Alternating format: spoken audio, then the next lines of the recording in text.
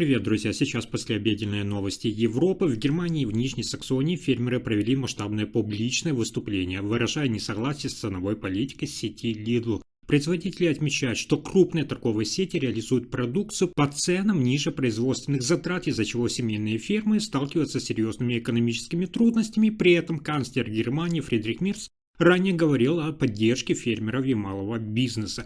Одновременно в Германии готовится масштабная реформа социальной системы. Правительство планирует заменить Бюргергельд новой моделью Grundsicherung с более строгими требованиями и обновленными механизмами регулирования. Эта реформа станет одним из ключевых испытаний для кабинета Фридриха Мерца и всей социальной политики страны.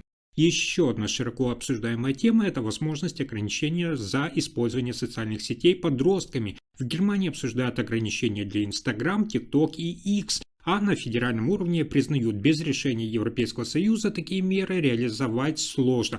Председатель Еврокомиссии Урсула фон дер Ляйен уже выступила за усиление контроля цифровых платформ. На международном уровне дополнительное внимание вызывает заявление президента США Дональда Трампа. Он выступил с прямыми комментариями в адрес Европы по вопросам безопасности и стратегического курса. В Берлине и Брюсселе все громче говорят о необходимости укреплять европейскую автономию. Это позиция, которую поддерживают Фридрих Мерц и Урсула фон дер Ляйен. И, наконец, новые данные, отражающие ситуацию на рынке труда. Новые опросы показывают рост недовольства среди немецких работников и усиление чувства неуверенности в будущем Германии. Обо всех этих последних событиях Европы коротко расскажу буквально за несколько минут.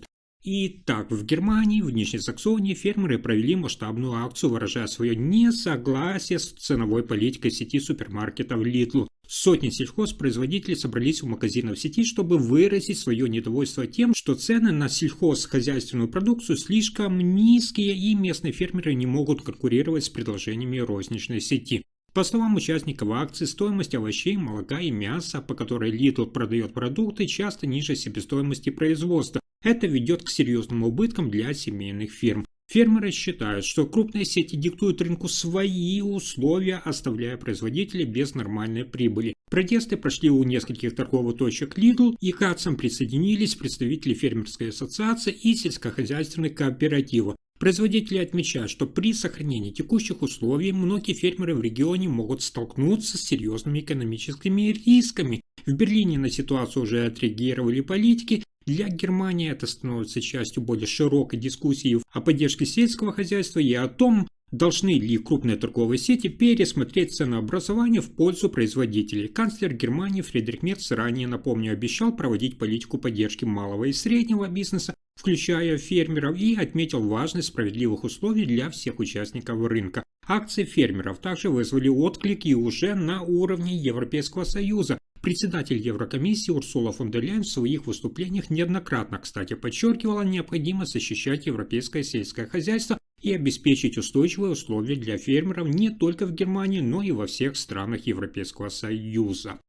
Следующая новость занимает важное место в текущей повестке Германии. В Германии правительство Мерца готовит крупную реформу системы социальной поддержки. Реформа Бюргергельд, согласованная в правящей коалиции, напомню, должна вступить в силу примерно к середине 2026 года после прохождения всех парламентских процедур. В основе изменений это замена нынешнего Бюргергельд на новую Grundsicherung, где усиливаются обязательства и правила для получателей помощи. Эта система должна вернуть акцент на четкие обязательства по участию в программах занятости и активном поиске работы, а также предусмотреть более строгие меры в случае повторных нарушений правил. Ранее правительство столкнулось с разногласиями внутри коалиции, однако после обсуждения стороны нашли компромисс, и текст закона будет вынесен на рассмотрение кабинета. По словам канцлера Фридриха Мерца, цель реформы – внимание, сократить число получателей помощи, которые сейчас превышают 5,5 миллионов человек, и одновременно повысить мотивацию к трудовой деятельности. Изменения вызвали широкие обсуждения, сторонники реформы говорят о необходимости укрепления принципа поощрения и требований, а критики опасаются, что более строгие правила могут ухудшить положение уязвимых групп населения. Таким образом, реформа Бюргергельд является значительным изменением в социальной политике Германии за последние годы и станет важным этапом для федерального правительства Мерца и системы социальной поддержки в целом.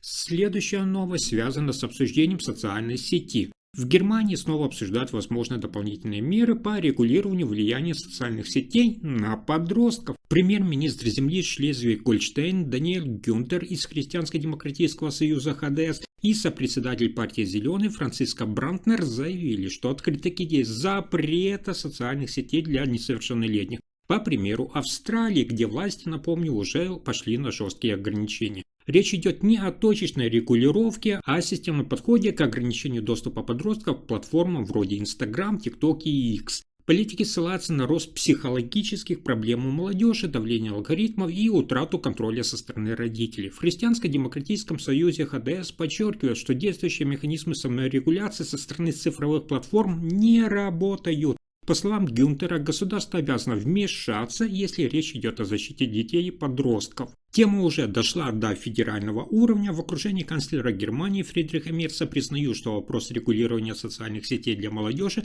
будет обсуждаться на уровне федерального правительства, а не только земель. При этом подчеркивается, что без общеевропейского решения запреты будут сложно реализовать на практике. В Европейском Союзе дискуссия также набирает обороты. Председатель Еврокомиссии Урсула фон дер Ляйен ранее прямо говорила о необходимости более жесткого контроля цифровых платформ, особенно в части защиты несовершеннолетних.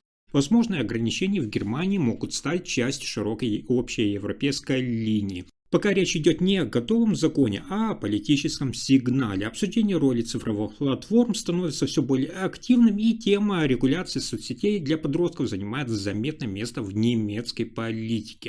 Но на этом сюрпризы дня не заканчиваются. Президент США Дональд Трамп вновь высказал критическую оценку ситуации в отношениях между Соединенными Штатами Америки и Европой. Трамп заявил, что Европа должна быть очень осторожной в выборе своего курса, особенно в вопросах безопасности, миграционной политики и социальной модели. Он отметил, что США оценивают европейские решения с точки зрения собственных стратегических интересов и призывает европейское государство не полагаться автоматически на Вашингтон в будущем. В основе этих оценок лежит новая стратегическая доктрина США, опубликованная администрацией Трампа, где Европа описывается как регион, который идет в неверном направлении по ряду ключевых вопросов. В документе содержится критика европейской миграционной политики, подходов к свободе слова и роли многонациональных институтов. По мнению Трампа, европейские власти должны учитывать эти риски и быть готовы к тому, что интересы Соединенных Штатов Америки могут расходиться с европейскими. Эти заявления Трампа уже вызвали реакцию и в Европе. В Берлине официальные политики подчеркивают необходимость укреплять именно собственную оборону и снижать зависимость от американской поддержки. Канцлер Германии Фридрих Мерц назвал укрепление европейской автономии по вопросам безопасности приоритетом в стратегическом планировании Германии. Он отмечает, что Европа должна быть готова защищать свои интересы самостоятельно, но при этом сохранять партнерство с США. На уровне Европейского Союза эта тема также становится центральным. Председатель Еврокомиссии Урсула фон дер Ляйен и другие лидеры Европейского Союза подчеркивают, что стратегическая независимость и способность действовать сообща важны для общего будущего блока. А дальше еще важная новость. В Германии фиксируется рост неудовлетворенности среди части работников. Новые данные показывают, что почти половина немецких работников, 49%, чувствуют себя некомфортно на своей работе. Опрос, проведенный авторитетным исследовательским институтом, выявил, что многие сотрудники отмечают повышенную нагрузку, усталость и ограниченную поддержку со стороны руководства. В числе главных причин это неопределенность в профессиональном будущем, высокие требования работодателей и рост нагрузки без ощутимого повышения зарплаты. Особенно остро это ощущают работники в сфере услуг, торговли и логистики, где графики часто нестабильны, а рабочая нагрузка остается высокой. При этом только 28% опрошенных уверены, что у них есть четкие перспективы карьерного роста. Эксперты связывают данную динамику с длительным давлением на рынок труда после пандемии, ростом цен и ожиданиями работодателей. Многие компании все еще не смогли сбалансировать потребности бизнеса и интересы сотрудников, что и приводит к росту выгорания и неудовлетворенности. Для Германии это значимый сигнал, поскольку страна традиционно рассматривается как стабильный рынок труда с развитой системой социальной защиты. Однако текущие данные показывают, что немецкие работники все чаще ощущают неуверенность в завтрашнем дне и недостаток поддержки. Канцлер Германии Фридрих Мерц отмечал в недавних выступлениях, что одной из приоритетных задач правительства является именно улучшение условий труда и повышение социальной защищенности сотрудников. Он подчеркивал, что устойчивый рынок труда важен не только для экономического роста, но и для социальной стабильности. На этом пока все. Вы слушали последние новости Германии. Если информация оказалась полезной, ставьте лайк, подписывайтесь на канал и делитесь видео. Спасибо за просмотр.